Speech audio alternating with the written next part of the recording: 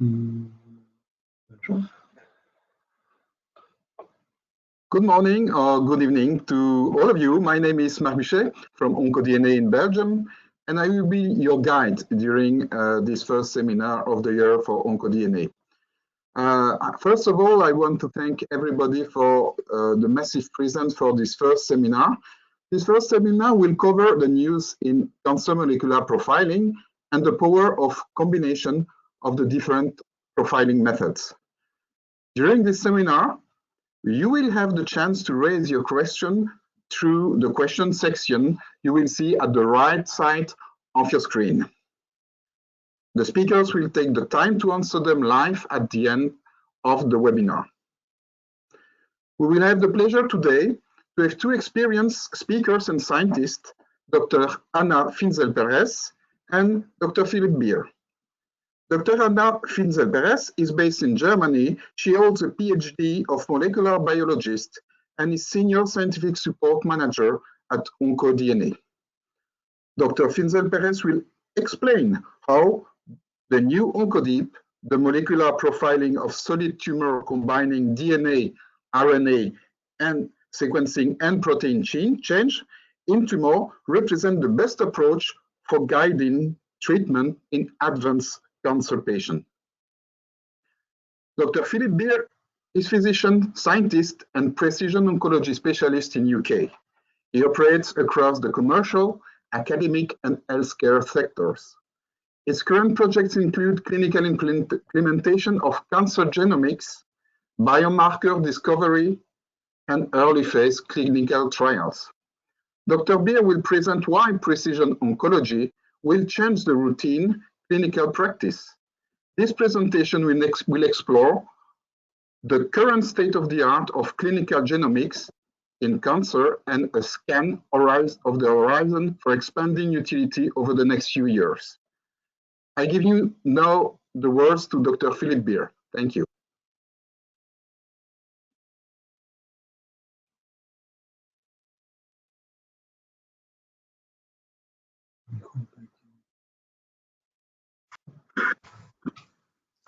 Okay, thank you. Can you hear me okay? Yes. Excellent. So thank you for the kind introduction. So I'm going to talk about over the next 15 minutes or so about precision oncology, both where we are today and where the field is heading in the future. So the important introduction really to this lies in the realm of cancer therapeutics. And this is the focus I will take for my talk, is the use of cancer genomics to guide the development and best use of therapeutics. So this first slide shows the changing pattern of new drug development in cancer over the last decade or so. And the important things to note here are that the number of targeted therapies, either small molecule therapies or biological therapies such as monoclonal antibodies, the number of these has increased, and they now represent a larger proportion of the cancer drugs that are being developed.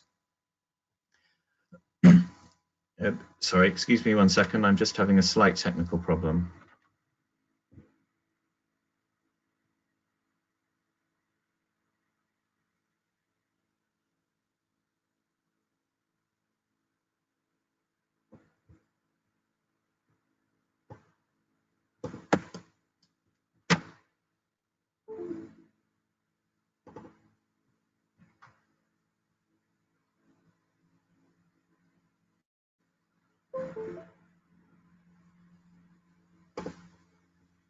Right.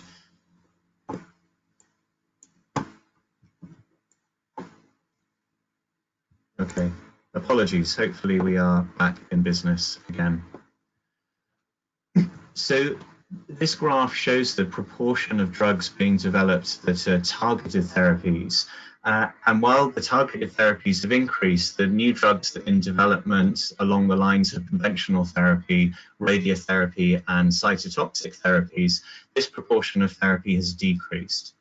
And importantly, at the moment, over a third of clinical trials have some kind of biomarker stratification. And this is often some genomic biomarker that links the therapy with the genetic abnormality within the cancer. The other important aspect of drug development is the rising costs. And this shows each of the dots here show the price at launch of a new anti-cancer therapy in the US, in America, over the last 15 years or so. And there has been a steady increase. The very high cost outliers you see from last year and the year before relate to cellular therapies such as CAR T-cell therapies. But even just looking at conventional therapies, we can see that the cost of a new cancer drug has doubled from 2013 to 2017. And this is probably related then to the fact that reimbursement across Europe and across the world is quite patchy. So the approved therapy here is based on FDA approval, so by definition these drugs are available in America. But the ability for patients to get these drugs in different jurisdictions is very patchy, and in some cases is quite limited. And this is almost certainly related to the high cost of therapy. In relation to clinical trials and the enrollment of patients in clinical trials, there has been a change in the way that the field has approached clinical trials over the last few years.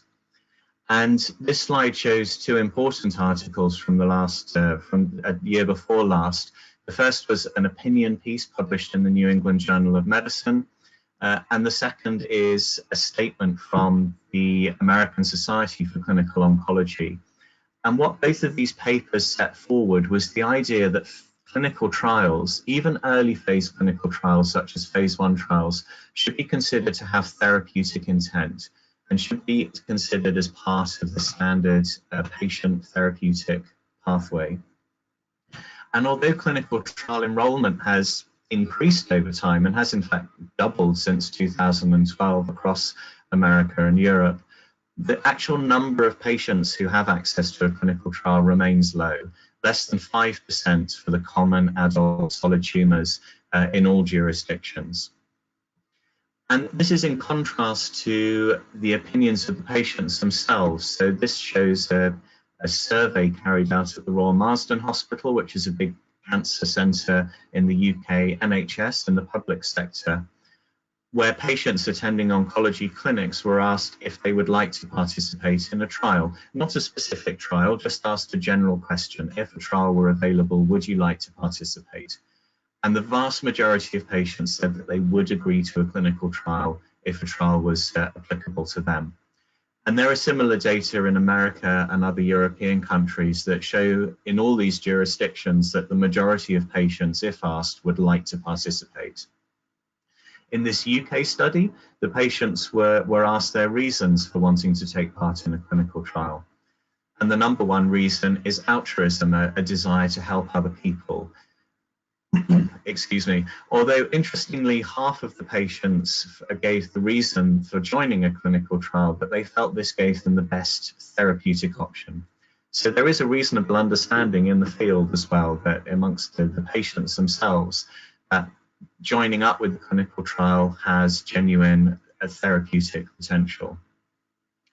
Patients that didn't wish to join, there were two main reasons that patients gave. They didn't like the idea of receiving a placebo, so they wanted to be sure they would get some therapy on the trial, even if it was an experimental therapy. And for a small group of patients, didn't really understand what clinical trials were. So these are that group is certainly surmountable. That with education, then we could increase this proportion even further. So I'm going to talk about two topics in the context of drug development, better use of oncology drugs, and then moving forward into clinical trials. The first question is, how can we use complex genomic analysis to influence oncology practice today based on what we already know, the state of the art as it is now? And then looking forward, how can we best leverage these technologies to influence our treatment of patients in the future? What is the direction of travel for precision oncology? And we are unfortunately in a slight phase of disillusionment with precision oncology. That in 2001, there was an enormous amount of interest with this targeted therapy, imatinib, which is used to treat chronic myeloid leukemia with a very specific genomic abnormality. this treatment made the front cover of Time magazine in America. And at this time, it was felt that this would be the future of oncology, that there would be lots of these drugs developed targeting particular abnormalities. But this was perhaps overhyped, and this hasn't become the reality that people hoped, leading to this widely cited article published in 2016 in Nature, a very high-profile journal, really suggesting that the whole precision oncology concept was not going to work out.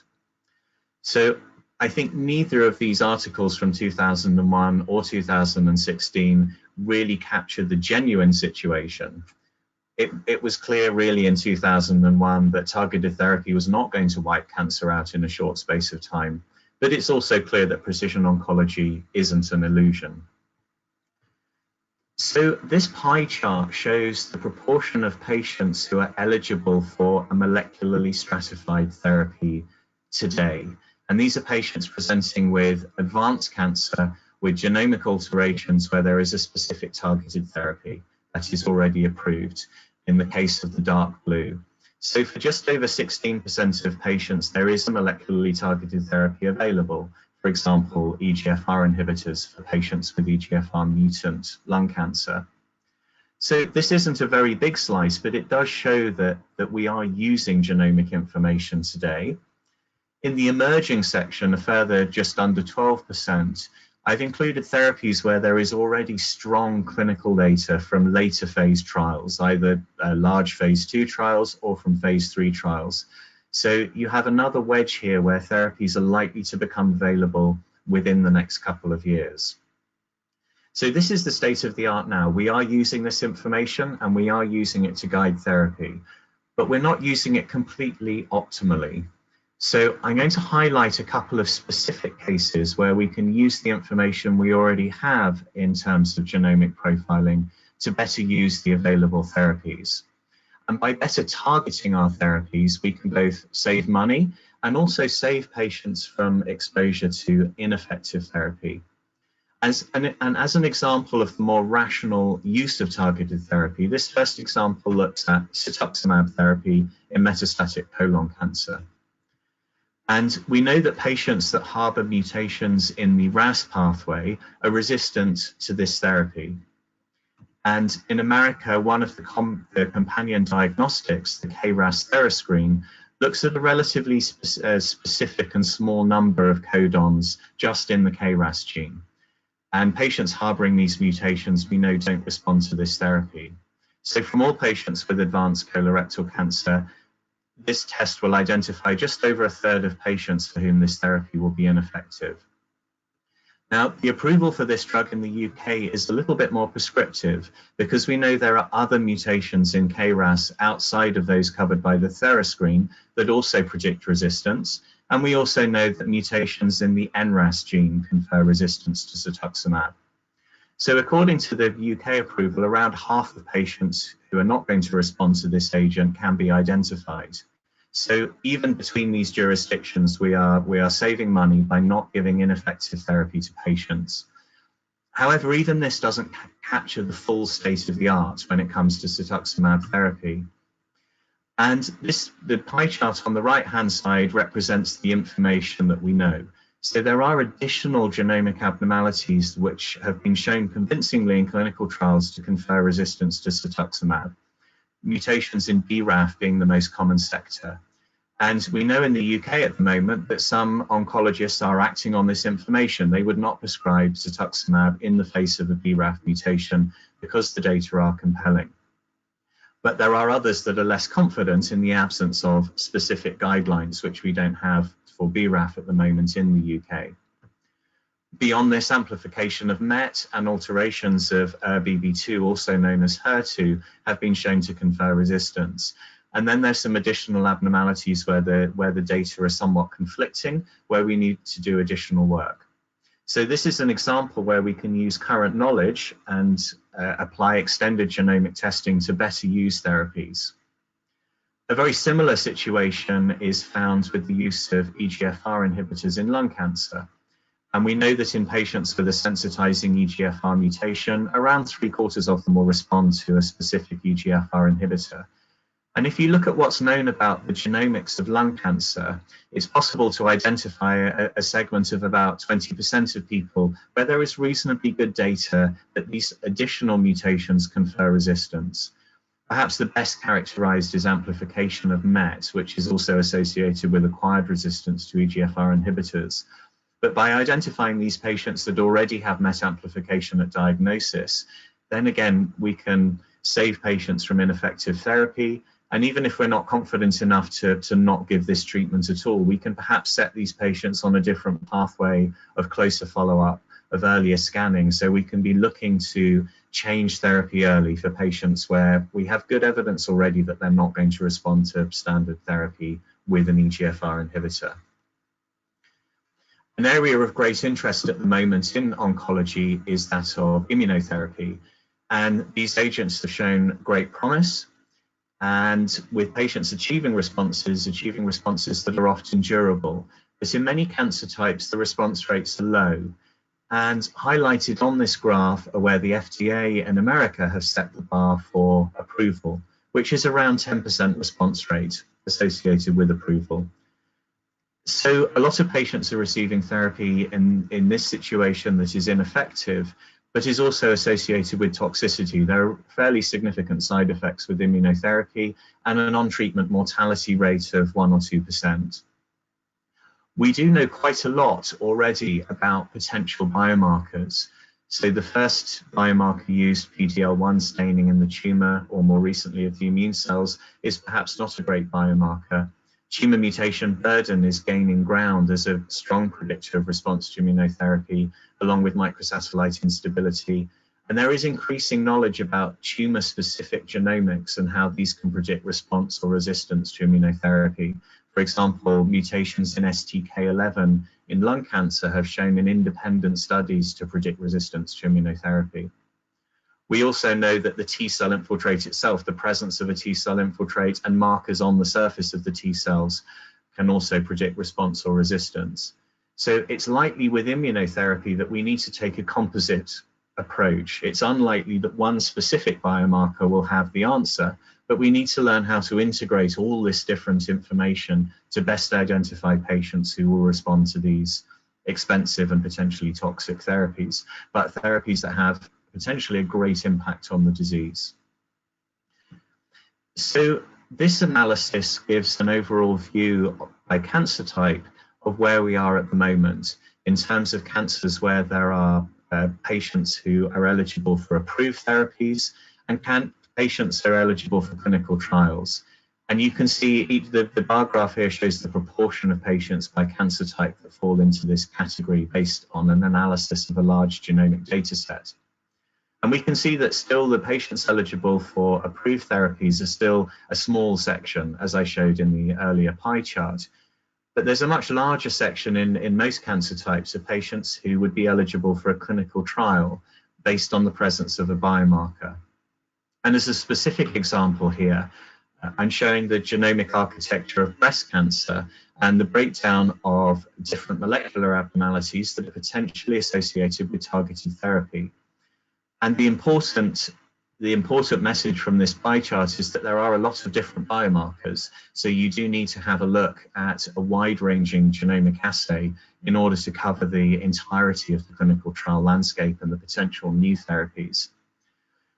So to actually ask the question, is this relevant or not? I looked at these biomarkers individually. I did this a few months back, and the clinical trial landscape is, of course, very fluid and does change over time. So this needs to be a real-time assessment.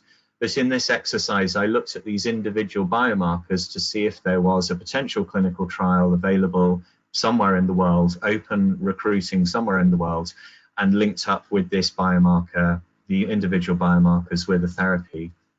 And the answer is, in most cases, there is a trial available somewhere that links a biomarker with a potential therapeutic agent. So the second part of the talk, in the last few minutes, I wanted to touch on the future of precision oncology. And we are in a state of great change at the moment, and this is exemplified in part by the changes that are going on within the NHS in England. The NHS is in the process of reconfiguring the genomic services, so the 55 or so million people in England will now be served by a limited number of sequencing hubs. In our case, there'll be 7 hubs covering large populations, 5 to 10 million each. And this will allow delivery at scale of advanced genomic assays, both for cancer and for germline disorders.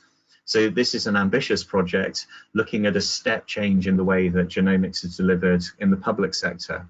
This is going to take a few years to realize, but is an indicator of how seriously this technology is being taken, certainly in the UK, that this is very much seen as the future of cancer therapy.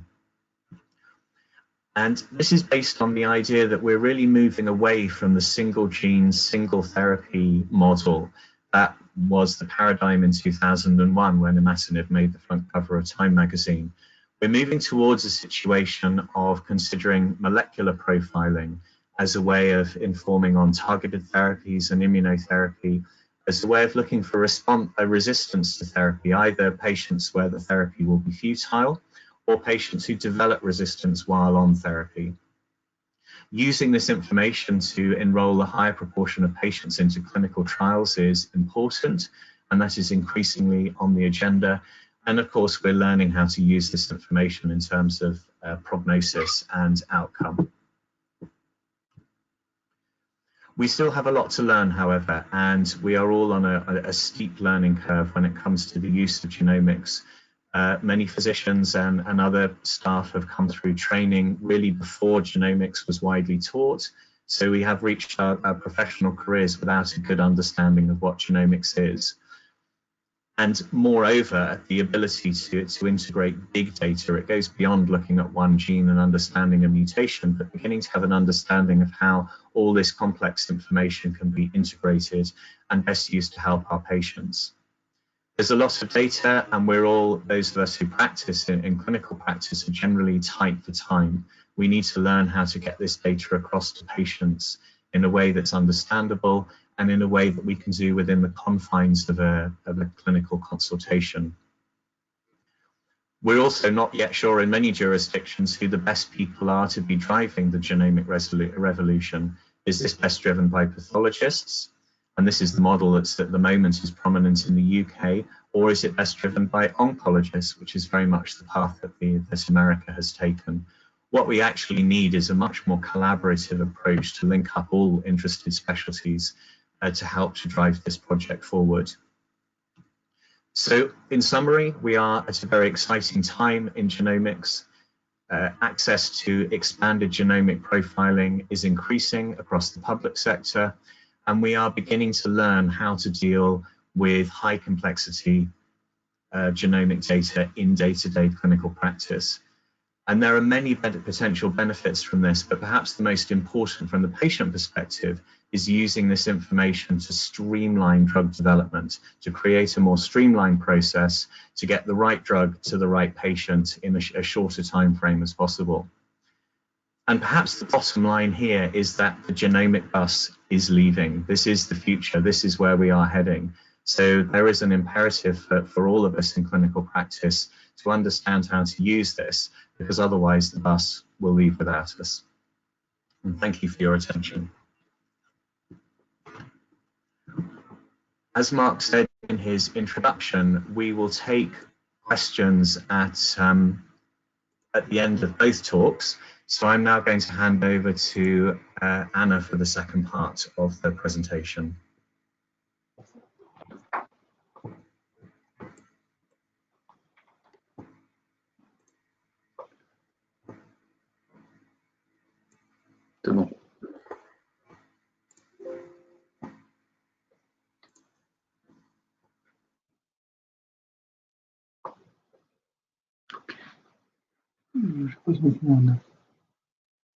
Anna, we can't hear you at the moment.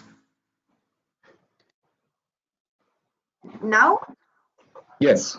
You hear me now? Cool. Yes. Okay, perfect. So I will start now. Well, so thank you, Philip, for your really nice talk. Now we will move to the second part of the presentation today. That's about the new OncoDEEP, screening more than the usual suspects. So as Dr. Beer just explained, treating cancer nowadays requires, let's say, a personalized approach. But as he also explained, this is not really easy applicable in clinical routine. And oncologists can feel sometimes overwhelmed with this huge amount of data out there. Just to give you some numbers, for the moment, there are more than 150 actionable genes with more or less corresponding 30 types of targeted therapies. In addition to this, there has been in the last years, let's call it a drug explosion, with around 63 new drugs approved in the last 5 years, and on top of that, there are more or less more than 600 drugs in late-stage clinical trials. So, as you can imagine, the biggest challenge in oncology today is how to manage this big tsunami of information available. That's why what we try to do in OncoDNA is to give the oncologist the tools to take into account the uniqueness of each tumor and of each cancer type, and also to base their therapeutical decisions on a complete profile of the tumor. And for doing this, we have 4 different solutions. As you can see here, they are OncoDEEP, OncoStrat&Go, OncoTrace, and OncoSelect. I will not go into details on all of them. I just would like to tell you that their content and complexity is different, and they are adapted depending on the cancer type, the stage, and the kind of treatment. So, depending on the solution chosen for each patient, we will need different biological samples, so either a solid biopsy, a liquid biopsy, or a combination of both. So, we will receive, as the oncologist, can send us the biological sample, and we will analyze it in a partner lab. And so we will perform a complete profiling by performing tests on the DNA, RNA, and protein level. So once the analysis in the lab are done, the next step is to interpret the results. And this is done thanks to our proprietary database called OncoKDO, where we have information about more than 1 million variants, 800 drugs, and also around 2,000 clinical trials recruiting. So in this step, I would say, is one of the most important ones of the whole process, because here what we try to do is to match the specific alterations of each cancer patient with the response to several anti-cancer drugs. Once the report is done and validated by our molecular radiologist, we publish it in our online platform called OncoShare, where the oncologist can have access to it, and also if he wants, for example, a second opinion, the oncologist can share it with other colleagues.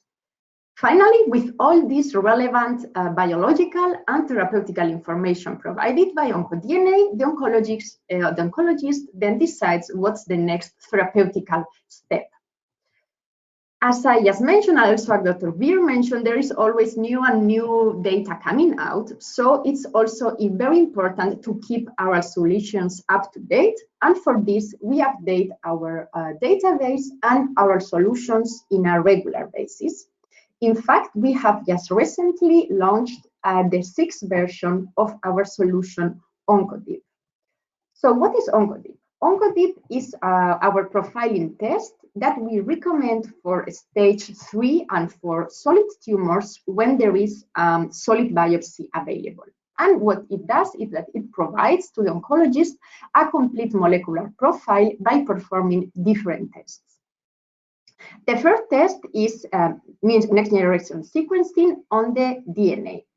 And this new version of OncoDEEP, I would say the highlight of this new version is that we have increased the number of genes from 75 to 313 genes. Of course, we keep testing the usual suspects that are important for predicting response to targeted therapy, such as, KRAS, BRAF, MEK, or mutations in the estrogen receptor. But with this new gene panel, we are also able to determine with more accuracy the tumor mutational burden and the microsatellite instability status of the tumor. As you know, both biomarkers are really important in predicting immunotherapy sensitivity or resistance of cancer patients. Then the information about TMB and MSI is complemented by the analysis of a higher number of genes that have been also described as being responsible of efficacy of immunotherapy. Dr. Beer already mentioned some of them, for example, STK11, or JAK1 is another very important one. For example, it has been reported in patients that damaging mutations in the gene JAK1, as we will see later, actually have promote resistance of the tumor to immune checkpoint inhibitors. That's why we have also increased the testing of all these genes to be sure that we catch as much as possible the resistance or sensitivity of the patients.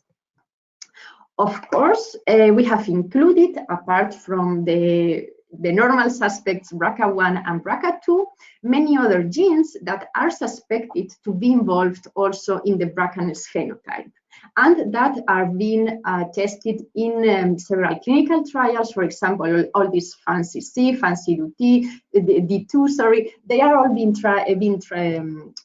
tested now. So patients harboring mutations in this gene are being tested in clinical trials, and they are being treated with PARP inhibitors. That's why we considered that it was important to test for all of them. And finally, we have incorporated also more regions for single nucleotide polymorphism to detect a loss of heterozygosity in some of these genes, as loss of heterozygosity has been also shown to be very important in immunotherapy prediction. But apart from single nucleotide polymorphism in some of the genes, we perform, of course, for the 313 genes, the usual, let's say, more hormonal alterations, such as single nucleotide variants, insertions, deletions, and copy number variations. However, not all the relevant information, either biological or therapeutical, is written in the DNA, as we showed in this paper that we published last year. For this study, we analyzed 1,057 patients from 30 different countries, and they were or solid tumors, stage 3 or stage 4, that had already failed several lines of treatments, and they were profiled using OncoDEEP. So as you can see here, OncoDEEP, in general, the philosophy of OncoDNA is to combine the analysis of DNA through NGS with additional tests on RNA and proteins. So by the combination of tests, we were able to give useful therapeutical information to 92% of the patients enrolled in the study. However, if we would have considered only the information coming from sequencing, we would have been able to give therapeutical alternatives only to 27% of the patients. And this approach of using only NGS, I have written here Foundation Medicine as an example because their data are public, but actually these numbers hold true for every cancer panel if they have only NGS-based profiling. So this highlights the importance of always combining DNA plus RNA and protein analysis. Importantly, around 93% of the oncologists agreed with OncoDNA's therapeutical recommendations, even if some of them at the end could not give the suggested treatment to the patients, but this is due to, unfortunately, some constraints and limitations that personalized medicine still has. For example, that the drug is not available in the country, or that the drug is not covered by the health insurance and the patient has no money to pay for it. But even in those cases, the physicians would have given the drugs recommended by us, at 93% of them, as I mentioned. And what happened with the patients who were actually treated following our recommendations? For this, we analyzed more than 100 patients as heavily pretreated, and we followed them over time. we observed that the half of them had an overall survival of more than 6 months, and this is in contrast to the overall survival of approximately 3 to 6 months observed in similar cases in the literature. And very interesting for us, 27% of these patients, metastatic setting and heavily pretreated, lived for more than 1 year. So therefore, with this study, we think that we can conclude that combining NGS information with additional tests is actually the best way of characterizing a tumor patient. So what are the additional tests I'm speaking about, and that we include in OncoDEEP? So the first one is immunohistochemistry, so protein expression. We, depending on the cancer type, we do from 6 to 9 tests. And this combination of different immunohistochemistries is really cancer type specific. Why do I highlight this?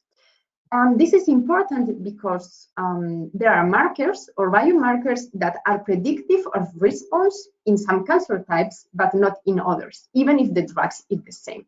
One clear example is TS or T-midulated synthase, which predicts response to 5-FU-based chemotherapy. This holds true for cancer types such as breast cancer or non-small cell lung cancer, but actually in colorectal cancer, this is the opposite. In colorectal cancer, TS doesn't have any predictive value. And this is not only like this for TS, actually this happens for many other markers. That's why really based on the literature, we create really immunohistochemistries that are specific for each cancer type.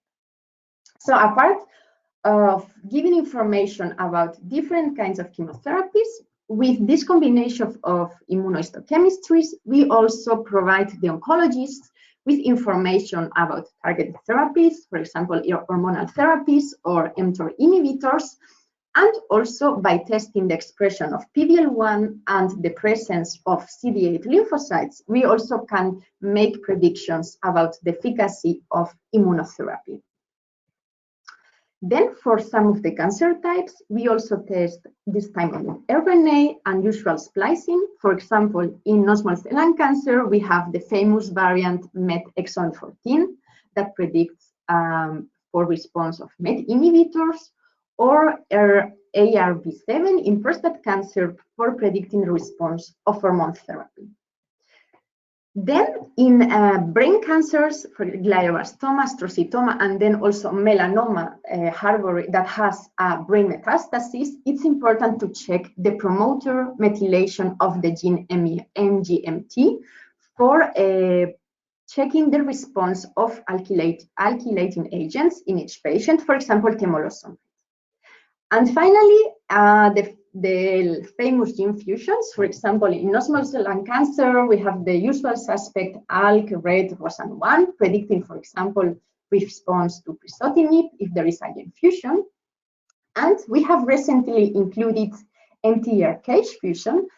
In fact, I think exactly 1 month ago, the FDA approved larotrectinib for every cancer, every solid tumor, doesn't matter which subtype, harboring an MTR-KH fusion. That's why we have included all of these genes in our fusion panel. Dr. before, and me also a bit now during the presentation, already mentioned like there are different tests and different biomarkers providing information about immunotherapy. Following then the philosophy of OncoDNA of combining the different tests and integrating all the information coming from the test, we created this personalized immunogram that is the only test that combines 5 independent biomarkers for predicting the clinical benefit of immunotherapy. So the first biomarker is the expression of PD-L1 in the tumor cells, and this has been FDA approved, meaning that if a tumor expresses PD-L1, the probability of responding to immunotherapy is higher, even if it's not always the case. That's why it's important to combine it with the other 4 biomarkers. Then we have a tumor mutational burden. That's the number of mutations in the cancer genome. And again, the higher the TMB is, the higher the probabilities of the cancer to respond to immunotherapy. Then we have the CD8 lymphocyte infiltration. That's a positive biomarker. Then the second biomarker approved by the FDA is microsatellite instability. And finally, also as Dr. Beer mentioned before, and when I show you some of the genes in the gene panel, there are some gene alterations that lead to sensibility or resistance to the patient for immunotherapy.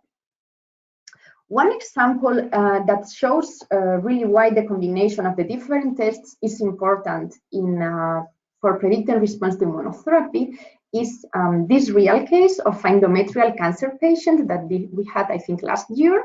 So a priori, she is the perfect candidate for immunotherapy because she has MSI, she's MSI positive.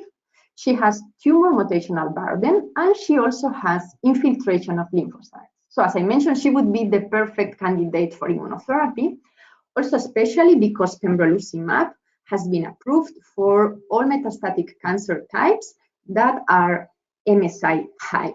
However, we also detected a resistant mutation in the gene JAK1. So what do we do in this case? Of course, we cannot go against the guidelines. We also don't pretend to go against the guidelines. So we tell to the oncologist, okay, the patient should be treated with pembrolizumab, but be careful because there is a resistant mutation somewhere. There is a resistant mutation, there are some clones harboring it, and it's very probable that the patient will relapse earlier than expected, and that's why we recommend a closer monitoring. For example, if you do the monitoring every 3 months, maybe in this case, it would be better to do it every month and a half because the resistance is already there. Moreover, we have had several successful cases of where the Immunogram showed the response of the patient or not to immunotherapy, but we are further validating it in retrospective and prospective studies in different cancer types. And now coming to the end, I would like to make a very small summary. So OncoDEEP, as just mentioned, combines DNA by analyzing 313 genes with RNA and protein analysis. And by doing so and integrating all the data, we are able to provide to the oncologist with information about sensitivity or resistance to approved or in development drugs, specifically about targeted therapies, chemotherapies, and immunotherapies. When should OncoDEEP be used? So this is, we recommend it for stage 3 and 4 solid tumors when there is tissue biopsy available, and specifically when there is some extra therapeutic guidance is needed. So the oncologists that are listening to me, I am sure that they already faced some of the following cases. For example, what to do with a patient that has a priori a good prognosis, but actually has failed all the standards of care, and it's progressing very fast. So what to do with this patient? What's the next treatment to give? Or maybe also a highly aggressive tumor where there is not really the time to these trial and error methods, where the oncologist would really need to go directly to the, for example, to the chemotherapy that would really work. Or also, there are also sometimes, unfortunately, there are also cases where the guidelines are very clear. You need to test this, and this biomarker, but the patient is negative for all of them. So you don't know, or the oncologist doesn't know where to go. So in these cases, we think that OncoDEEP could actually provide the oncologist with some very useful therapeutic information. If you have more, if you are interested in our solutions and want to know more, you can go to the website that is written down here. And if you have any questions, you can write us. And of course, you can write now in the chat if you want to ask us something. Thank you very much. And yeah, thank you very much, dear doctor, for your brilliant presentation. Now, it is time for some questions, and there are already some of them. The first of all, from Dr. Brown, is do you perform fusion panel for all type of cancer? Okay, this depends. In OncoDEEP, we perform the fusion panel for non-small cell lung cancer, thyroid cancer, fibrosarcoma, glioblastoma, and I think and cholangiocarcinoma. This is included in the let's say in the price of the whole OncoDEEP.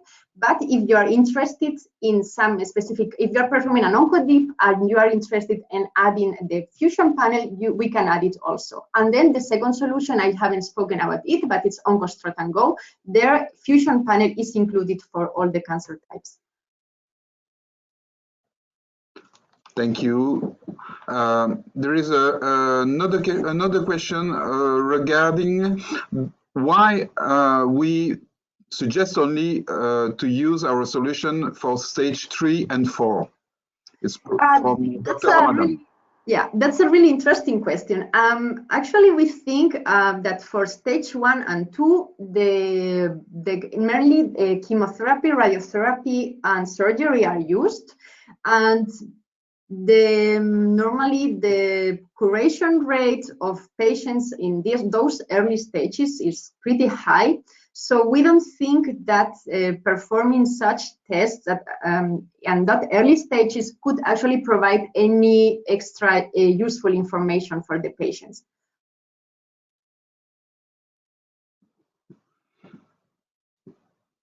Thank you. Dr. Zolotico asked how much time it takes to perform an OncoDEEP test. 7 days since we received the sample, 7 days. And we perform the quality control, meaning there are enough cells in the slide, for example, the enough tumor cells, not too many contamination of lymphocytes, for example. Since we say, okay, the block or the slide you sent to us, it's okay, with 7 days, working days, 7 working days. Thank you. Dr. Ankans asked us if, regarding the accreditation of CE-IVD, if we have clinical data required for certification, taking into account that there is a new regulation which is coming to force in May in 2022.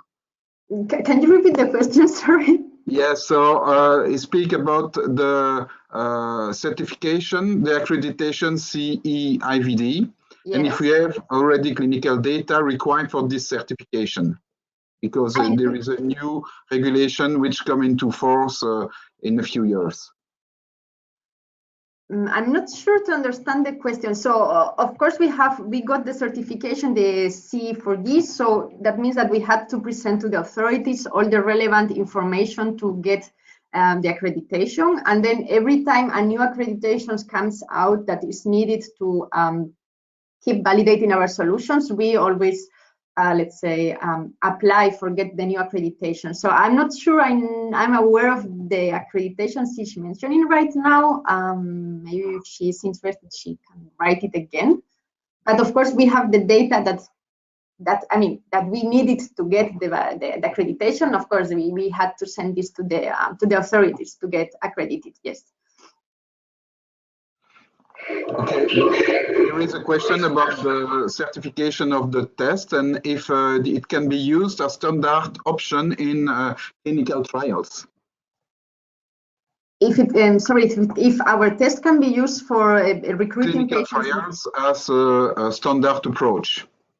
Actually, we every time we perform the test, we give information about approved therapies in the cancer type, approved therapies for their cancer types of label, and then we give also information about clinical trials that match the profile of the patient with the clinical trial. So if the patient has a mutation in the gene ATM, for example, and there is a clinical trial recruiting patients with mutations in ATM, we recommend this clinical trial. Then normally, this depends on the clinical trials. Some clinical trials, I think they redo the test to be sure that the patient actually has the mutation, but we already provide the physician with all the with the clinical trials that would match the profile of the patient. Perhaps I can just comment on that as well. And Anna's absolutely right that most clinical trials would need to repeat the specific test. But the advantage of doing a large molecular profile up front is that you can identify the right patient for the right trial, rather than going through a process of maybe screening 10 patients when you're only looking for one because it's a 10% prevalence biomarker. So if you have all this information up front, you're able to say, well, here's a patient with a RAS mutation who would go into this trial. Here's a patient with a PIK3CA mutation who would be relevant for this trial. So it's a much more efficient way of doing it, even though the individual trials will repeat their own biomarkers.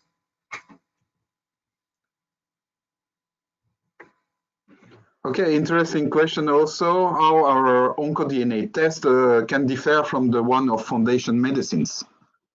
So that's actually a very interesting question. Maybe Philip, you want to answer, or you want I take the answer as you wish? Why don't you start, Anna? Sorry? I go? Okay. So Foundation Medicine actually has a large panel of genes that they test, but they officially they do only NGS. So NGS mainly gives information about response to targeted therapies.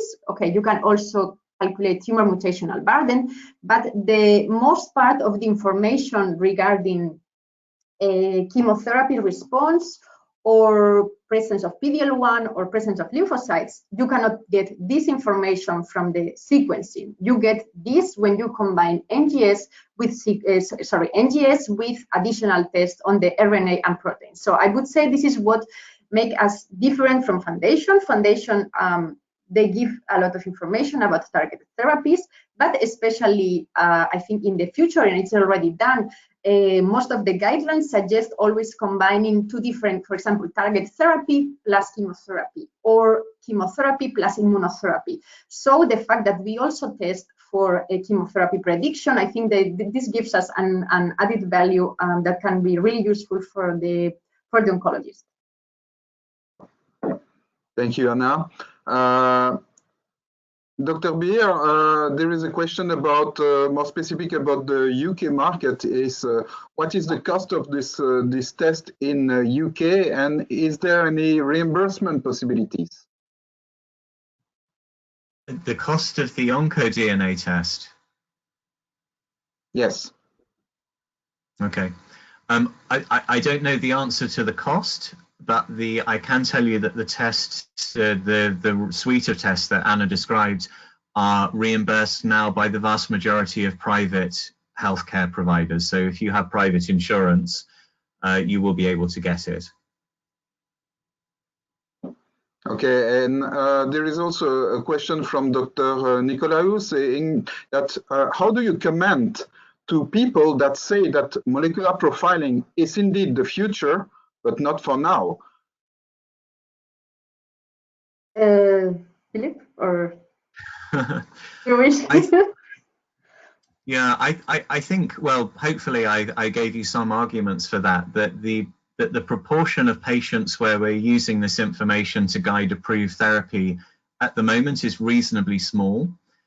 I think that immunotherapy will be a big game changer because it is so effective, but for a relatively small group of people. And I mentioned the toxicity. There was toxicity noted in the clinical trials, but we know that clinical trials select the fittest patients. And there have been follow-up studies showing that the toxicity in the real-world setting is higher than has been seen in clinical trials. And this is completely understandable when you start treating a broader group of people. So with immunotherapy, I think there will be a real drive to develop better biomarkers and to learn how to integrate all the different bits of information we have. But I'm a big believer in clinical trial enrollment. And I think that this, as I mentioned before, is a much more efficient approach to that.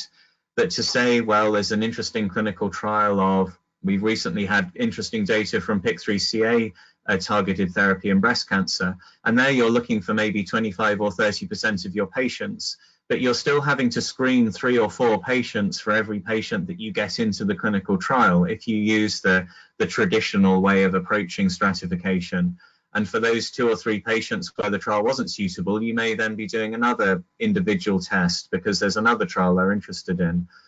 So the concept that everybody has all the clinically relevant biomarkers up front, and then enables them during their treatment pathway to say, well, I have this interesting biomarker, I have a PIK3CA mutation or an ERBB2 mutation that could put me in an interesting clinical trial. That this is both efficient, but it's also empowering for the patients and gets them out of this iterative cycle of screening for different trials and iterative disappointment as well. Yeah, and I would also like to ask to add something of what Philip said. I completely agree with him. And for example, he mentioned immunotherapy. In fact, for example, regarding PD-L1, a couple of years ago, it was thought that PD-L1 would be like the main driver and the main biomarker for predicting response. But unfortunately, it has been shown that 40% of patients, even if they are positive for PD-L1, do not respond to immunotherapy. And 15% of the ones that are negative for PD-L1 actually respond. That's why that brings us back to the importance, I think, also of combining different biomarkers. So because maybe PD-L1 is there, but there is a resistant mutation, as we just showed. So maybe the patient will not respond as expected. So at least from my point of view, or from the point of view from OncoDNA, we think that really combining different biomarkers and combining different tests to get, let's say, the most complete view of the tumor is what really will help the oncologists at the end of the day. Thank you for both of you. There's a final question about, once again, about the price difference between OncoDNA, OncoDEEP test and Foundation Medicine. This is clearly, OncoDEEP is clearly cheaper than the classical one from Foundation Medicine. There is also information request for what contains the report. Indeed, the report contains, that we provide, contains the different variants, but not only that, really an interpretation and information about the clinical trials and the drugs available. Can you comment, Anna? Yes, exactly. And I also would highlight that we also provide with all the information that we use to reach our therapeutical conclusions. So we list all the, for example, all the mutations that we found, all the protein alterations that we found. And then you will always find a link to the publications that we use to tell you, okay, there is a mutation in this gene. So that means that the patient will be resistance to EGFR TKIs, for example. So there is always the biological and therapeutical evidence. So it's not, we don't hide anything. So we show you always how we reach the therapeutical conclusions at the end. So a part of this, you can see all the mutations, all the alterations found. And then there is a comprehensive summary where we make a summary of all the findings. And then there is a table with the different kinds of drugs that would work, that would not work, and the ones that would be toxic for the patients, because sometimes some chemotherapies, depending on some mutations, they can be toxic for the patient. So we also provide this information. And then at the end is really a drug tab. We classify them as, for example, the ones that have clinical benefits. We say if they are in the clinical trials, so you can check the clinical trials, if they are already approved, or if they are off-label. So you get all this information. If you're interested, I think we could create an OncoShare account for you if you leave us your details. I think this is something that can be done if you are interested in checking the platform. It's a really cool one. So I recommend that if you're interested, take a look in the platform because it's really nice. Okay, thank you to all of you. Thank you for your active participation. And so here on the screen, you see if you want to contact us, if you have scientific questions or information to get access to the test in your country, use the two email addresses that you see on the screen. You will receive soon a mail to access to the full video of this webinar. You can share it and you will be able to review the information. If you have other question, do not hesitate to use the email address we provided to you. You will have also a possibility to comment on the quality of this program. If it fits to your need, please, your